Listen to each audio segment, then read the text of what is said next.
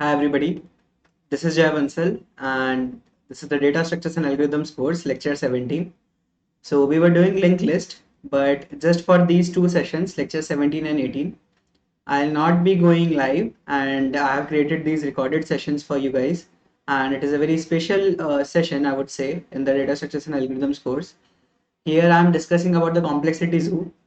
You might have heard all these terms before, P problem, NP problem, NP hard problem, NP complete problem. And what do they mean? Okay, so these two sessions, lecture number 17 and 18 of the DSA course will be dedicated to this. If you are GATE aspirants, then this is not a part of GATE syllabus now. Previously it used to be, but now it is not. So you don't require it for exam, but just for learning purpose, it will be like it is a very interesting topic and very, I mean, yeah, every computer science student, every computer science graduate should know about it. Okay, so it is a $1 million problem that is P equal to NP. Okay, so what does it mean? What does P mean? What does NP mean? Okay, and what are these classes of problems and so on? Okay, so these two sessions will be focusing on these problems. Okay, so I hope this journey will be nice for everybody. I'll not be on YouTube live. Actually, this is a recorded session and I'll not be able to see live comments. But whatever your thoughts are on all these topics, you can share it in the comment box below after the video ends and I'll look into it and reply to it. Okay. So you can share your thoughts that what do you think about these problems and so on. So let's start the journey, guys. Firstly, what are millennium prize problems? We'll discuss this thing, okay, and then we'll continue with P and NP. Okay, before starting, as everybody might, as you might already know, my all the DSA sessions, all the codes which I cover in DSA classes, and my schedule, everything is present on this link. This is a Google site where you can find all the links, and this link is present in the description of the video as well. Okay, so check this Google site. Here you will find all the important links, the entire C++ playlist, the entire data structures and algorithms playlist, and I am starting a new playlist on Python programming as well. So you'll find the schedule of each and everything on this site. Okay, so this is one-stop destination for GitHub codes and my schedule. Let's begin. Yeah, okay. Before beginning, these are some of my credentials. If you don't if you're watching me for the first time, I'm a software engineer at Google, and these are some of my credentials. Okay, this is my GATE rank second, All India, and my same ICPC rank was All India 39th rank. Okay, so yeah, let's begin with the session. Okay, so what uh, what happened was on May 24th. So problem solving has been there from a long time, right? I mean, mathematicians have been trying to solve various type of problems from long back, but some of the problems are like really hard. I mean, nobody knew the solution for them.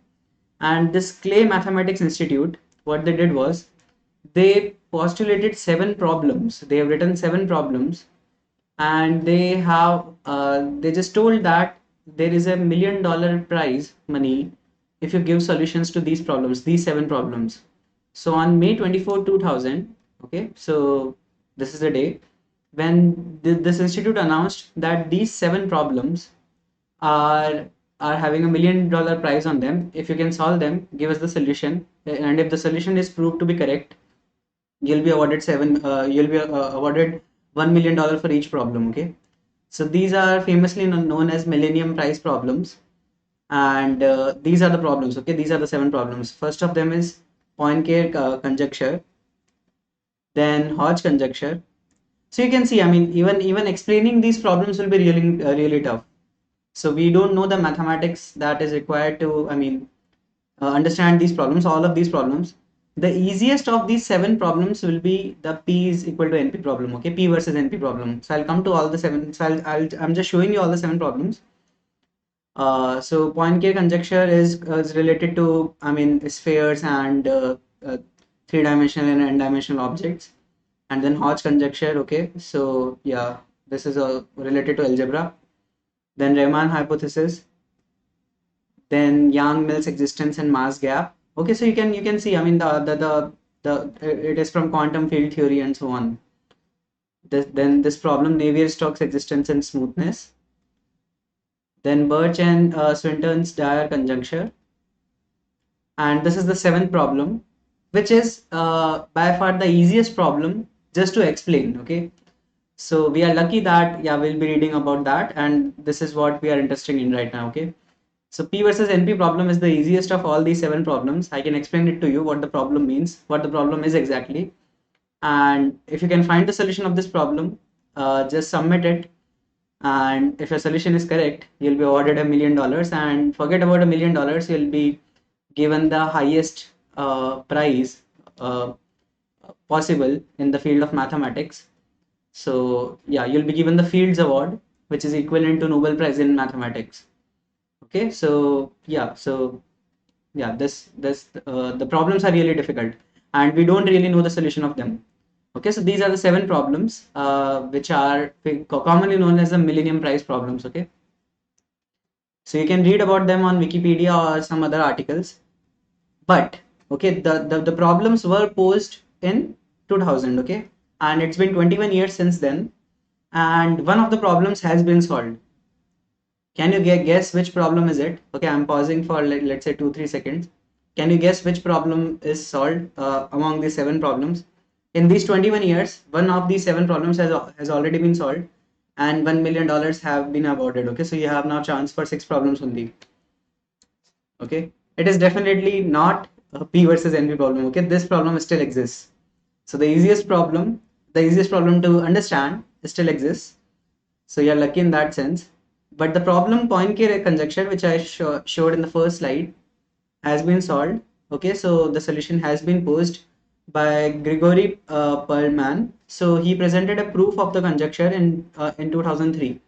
Okay, so he presented the proof using three research papers he published on arXiv in 2002 and 2003. Okay, so the conjecture is like this. We don't have the appropriate knowledge to know to understand the problem, but this problem is related to topology and geometry basically. Okay, and this problem has been solved, and then in 2006 the proof which he has given was verified by the institute, Clay Institute, and he was offered Fields Medal, as well as in 2010 he was awarded the Millennium Prize. Okay, so the proof was verified for 6-7 years. Many researchers were busy just verifying the proof that is the proof correct, and the proof was verified, and he was awarded the Fields Medal, which is the highest awarded medal in the field of mathematics, equivalent to Nobel Prize, and he was awarded $1 million prize as well. But he rejected eventually. He rejected everything. He didn't accept the Fields Medal, and he didn't accept the Millennium Prize as well. Okay, so yeah, so one problem is gone. Now we have six Millennium Prize puzzles problems left, right? So now let's come to P versus NP problem. What is it? Okay, so firstly, what is the notion of easy and hard problems? Let's discuss that. So what happens generally is, this has been in the world, from very beginning. You come up with a problem, and this problem stays in the world for a while, and many people are working on this problem. Nobody has a easy solution for it. Okay, and when I say easy solution or difficult solution, what do I mean? I'll tell you. Okay, in coming 5-10 minutes, I'll tell you what do I mean by easy solution and hard solution. For now, let's say an easy solution is a solution which is feasible for large inputs. This problem can be solved in a time which we can wait. Let's say 5 minutes, 10 minutes, 15 minutes. For large inputs, the problem can be solved in some time which we can wait. Okay, it won't take indefinitely long to solve a problem. So that for now, let's say these type of problems are easy. Okay, we have a formal definition of what a P problem is, what an NP problem is. But for now, let's say this is an easy solution to a problem. Generally, what happens is the problem which are hard, they can be two cases. Okay, the problem can be hard, but there are two cases. You think the problem is hard. The first case is you are thinking the problem is hard, but the problem is actually not hard, right? This happens with every problem actually. So the problem of Fourier transform, finding fast Fourier transforms. Okay, it is very useful in electrical engineering. Okay, you might know.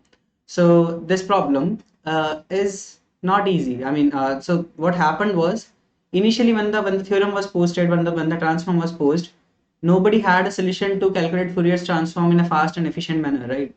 For many years. And the problem was at that particular time the problem was hard. Okay, when you don't have an easy solution, the problem is hard, right? Think of it this way. Once you find a easy solution to a problem, now the problem becomes easy, right? So you don't know in that particular duration. So finding the easy solution, this is a phase. Okay, finding easy solution, this is a phase. Once you find the easy solution, the problem becomes easy. But in this particular duration, when you don't have an easy solution for a problem, you don't know anything about the problem. Actually, that's the problem, right? For this problem, you don't know anything. It might be easy or it might be hard, that you won't find an easy solution to this problem, I mean, ever, right? This is a possibility. And there is a possibility that someone might find an easy solution to this problem at some point in time. So yeah, that's the problem. And a Fourier transform, as we know that we have fast Fourier transforms now. There are various algorithms, and FFT is one of them. Okay, so it is very famous algorithm. Okay, so we solved the problem. We made the problem easy now. Okay, and finding a maximum matching in the graph. So those who were in my discrete maths class, I hope you understand the problem. Okay, find the maximum matching. It has an easy solution. Okay, and determining if a number is prime, if a number is prime. Okay, determining if a number is prime or not. Initially, this problem was also difficult, and only in 2002 it was proved that this problem is in P class. Okay, I'll tell you what is the meaning of P class, but for now let's think of it that it has an easy solution. Okay, so long, I mean, back then before 2002, nobody had a proof, I mean, which can prove that that this particular problem has an easy solution or not. So this is what happens with any general problem. Okay, and some problems will be there. Let's say a problem X is there, for which we know that no easy solution can ever exist. Okay, there are all types of problems. There are some type of problem for which easy solution we have already found. Some type of problem which are just point, we don't know easy solution will exist or not. Currently we don't have any solution, and we don't have any proof that a easy solution will exist or not. Okay, we are in a dilemma. These type of problems are there, and there are some type of problem for which we know that a easy solution can never exist. Okay, and I'll give you some examples of all these problems. Okay, shortly. And some of the problems which are difficult right now, we don't have a easy solution for them, are satisfiability problem. So this problem is Boolean satisfiability problem, will be useful in creating electrical circuits. If we solve this efficiently, creating electrical circuits will be easier. Okay, that is the domain. Hamiltonian path problem, graph coloring problem. Again, those who have taken discrete maths classes, you might be knowing both these problems: finding a Hamiltonian path in a graph, and finding the optimal coloring of a graph. Okay, so we don't have a polynomial time solution for this, right? As you might have attended my class. If you have attended my discrete math class, you might be knowing this thing, right? In graph coloring, we didn't see an optimal algorithm. We just saw a greedy algorithm which will work. Okay, which will give us some coloring of a graph, but doesn't guarantee to give an optimal coloring which is equivalent to the chromatic number of the graph, right? So yeah, it is a hard problem. Nobody has an easy solution for it right now, but at some point in time you can. I mean, you can also do it, right? You have the caliber, trust me. And then Rubik's cube, given the dimensions of a cube, let's say 3 cross 3 cross 3, we don't have a easy solution for Rubik's cube as well right now. Okay, and I'll discuss Rubik's cube and Sudoku in detail. Just hold on with me. They all these problems have a certain property, and I'll explore these property. Okay, so they are all in one type of class, and chess is in different type of class. Okay, you might think that chess is also difficult, right? Given one particular configuration of chessboard, that this is the current configuration, what to play next so that win is guaranteed. This is very difficult problem. Okay, I mean, clearly we will have an exponential time solution if we are doing a complete search. Okay, if you have taken AI class or something like that, you might be knowing this thing. Finding optimal move in chess is really difficult. Okay, so chess is in different class, and all these problems are in different class. Why so? I'll come to this, come to that thing right. So, okay, so I'm showing you the Rubik's cube right now. I'm showing you the Rubik's cube. So given the Rubik's cube, given the orientation, okay. So if I'm giving you a solved Rubik's cube, can you tell me that the Rubik's cube is solved or not? Okay, so think about it. Think about this problem. Okay, so just a second. Yeah. The problem is given Rubik's cube. Okay, this is Rubik's cube if you don't know, okay? And given a Rubik's cube to you in some configuration which is let's say right now not solved. The problem is to solve it. Problem is to solve it, okay? We don't know that, okay, we don't have a easy solution for it right now. We don't have an easy solution of it right now. So everybody knows Rubik's cube is difficult, right? And if you know the correct strategy, then it is fine. Otherwise, it is really difficult to solve it. But, okay, but I'm asking you one question. Given a configuration, given a Rubik's cube configuration, can you tell me that it is solved or not currently? So have I achieved the final state or not? This is the question. Think about it, okay? Can you tell me, given a Rubik's cube configuration, that this particular configuration of Rubik's cube is solved or not? Okay, so is the Rubik's cube currently solved? No, right? And we can so now the Rubik's cube is solved, right? So given a configuration, making a comment, okay, deciding that this particular configuration is a correct solution or not is easy problem. Think about it. Okay, given a solution, so this is a class of problems in which verifying a solution is easy. Verifying anybody can do, right? Verifying a given solution is easy, but coming to one particular solution is difficult, right? So solving a problem is difficult, but verifying a given solution is easy. So that is what I was trying to say when I was at this page. Okay, all these problems are this class of problems. All these problems are this class of problems in which solving the problem is difficult, but given a state of the problem and given one particular solution of a problem, just to verify that it is a correct solution or not is easy. So we have so basically verifying a given solution of a problem is easy, but solving a problem is difficult. I hope you are understanding my point. Okay, so just like the Rubik's cube example, given a configuration which is very difficult to solve, right? So I'm giving a configuration and I'm telling you solve it.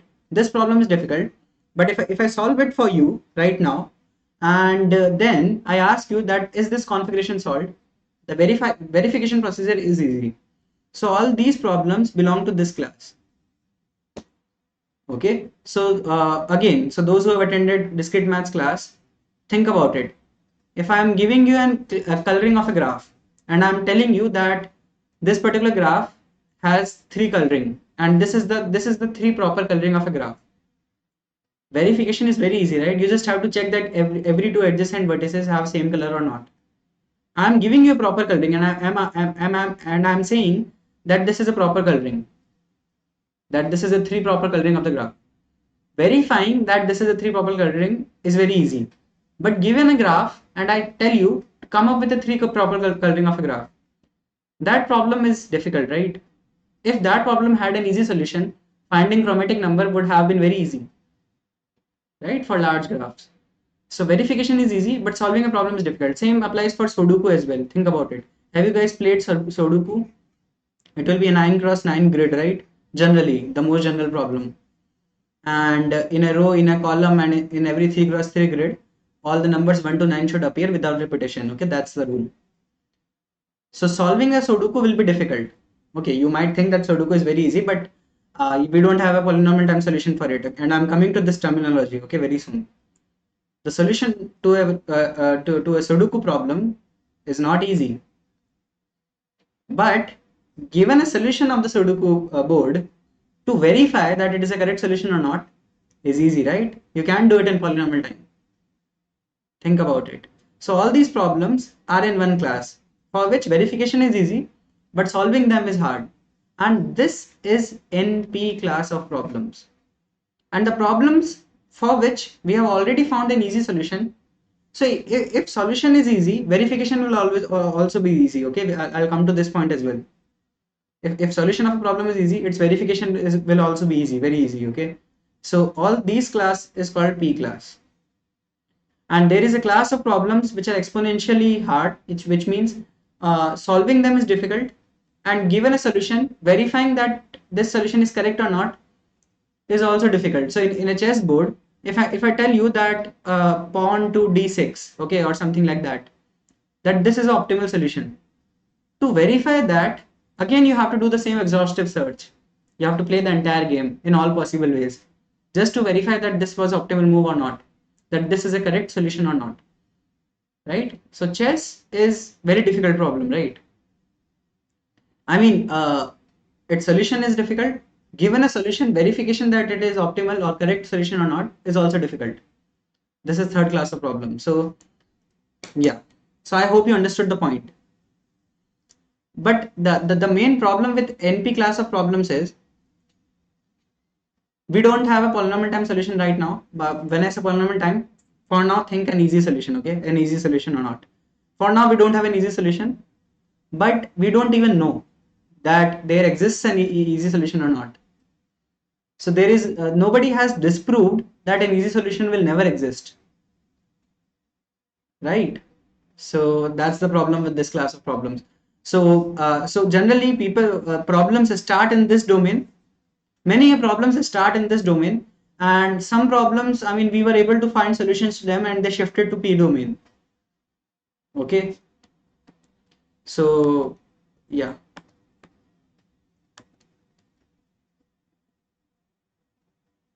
For example, uh, for example, just a second. Okay, so for example, the prime problem, okay, with the solution to prime problem was found in 2002, right? So what happened is, let's say very easy problems, multiplying two numbers, what is the product? Okay, sorting an array or fast Fourier transform. These are all in P class, right? And initially when we didn't have a solution to prime problem, it was in NP class. But when we found solution of prime problem, that a number is prime or not, very recently we proved it, that there exists a polynomial time solution for it or an easy solution for it. This problem shifted to P class, right? And this is happening with NP problems. But nobody can prove it for all possible NP problems. And NP problems are like, I mean, there are very difficult NP problems as well, and very interesting problems like job scheduling. I mean, real life problems and protein folding. Okay, you should try to read about the protein folding problem. It also is easy to verify. So it is an NP class. The solution to this problem is easy to verify, but to solve the protein folding problem is difficult. And if you can find a solution to it, you'll find the cure to cancer. Okay, so that is why proving P is equal to NP or not is like this big thing, right? If you prove P is equal to NP, what will happen? We will have an easy solution to all these problems, all these real life problems as well. So we'll have cure of many things, and it will be like I mean, I don't know what will happen to the world, right? And if you prove P is not equal to NP, then also we'll have some sense, right? That we should not try too much. So many mathematicians think that P is not equal to NP. Okay, so some of the problems in NP class exist for which easy solution will never exist. Okay, and now let's define what easy means.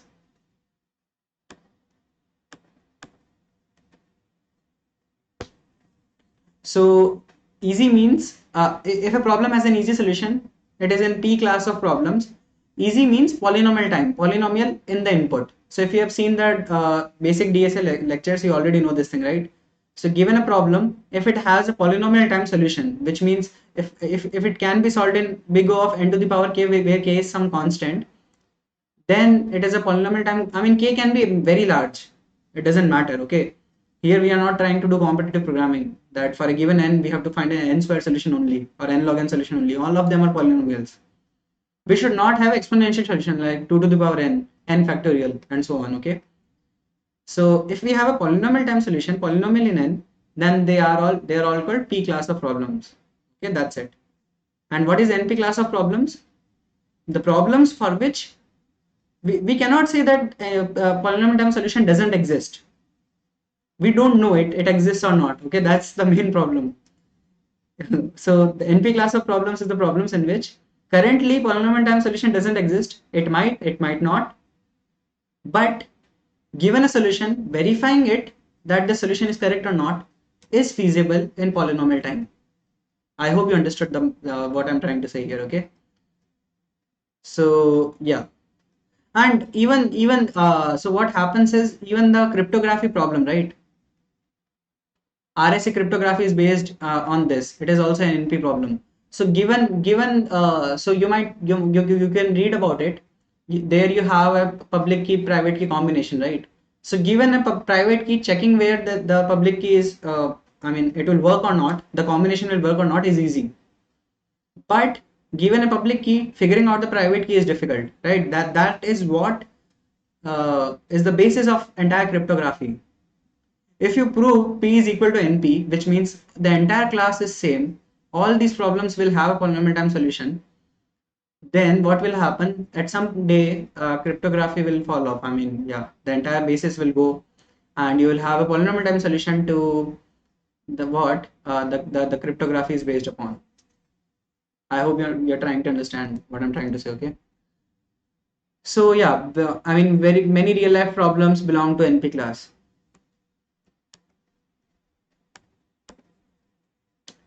Okay, so this is about the problem. I'll try to. So this is for this is it for today's session, and I'll try to tell you more about P and NP problems, and I'll try to introduce you with NP hard. I mean, new class of problems, NP hard and NP complete. Okay, what do they mean? So so this session was just an introduction to the problems, and yeah, just making you aware for the opportunity that you can win $1 million. Okay, so uh, tomorrow I'll make it more clear with examples that what is P class of problems, what is NP class of problems, and in NP also what is NP complete and NP hard. Okay, so we'll cover that thing, and I'll give you some examples of that. So we'll classify the entire polynomial this complexity zoo, exponential time problems and exponential in space type of problems, and NP, NP hard, NP complete, P, everything in tomorrow's session. Okay. So we'll have one more recorded lesson, lecture number 18 on this. There I'll clear everything related to this. I hope you find this content interesting. Just stay with me with in one more lecture, and we'll try to know more about this complexity zoo. Okay. Yeah, and yeah, here is a meme. This won't work. Okay, this proof for P is equal to NP won't work. Don't submit it to Clay Institute. You won't get $1 million. Okay, cool.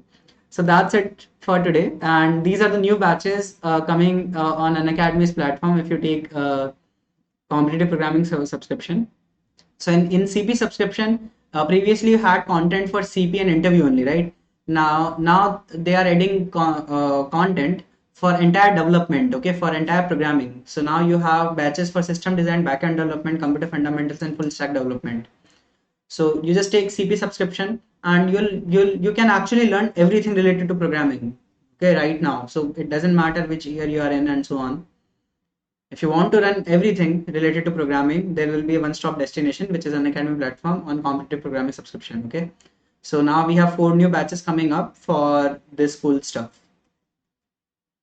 And what do you get if you take plus subscription? You get best India programmers who are teaching on the platform, 7-star CodeChef coders, and ICPC World finalists, and software engineer in top product-based companies, and so on. Okay, you get live interactive classes, doubt support, and definitely you get practice problems on CodeChef and other platforms. Okay.